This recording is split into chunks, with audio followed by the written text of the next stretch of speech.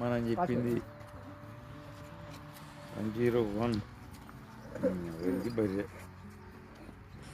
ఎట్లుంది బర్రె? బర్రె సూపర్ నాకు.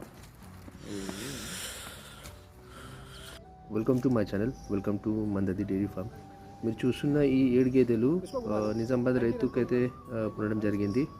ఆయన డిమాండ్ ప్రకారం ఆయనకు ఓన్లీ 5 to 7 మంత్ ప్రెగ్నెంట్ గేదెలు కావాలండే.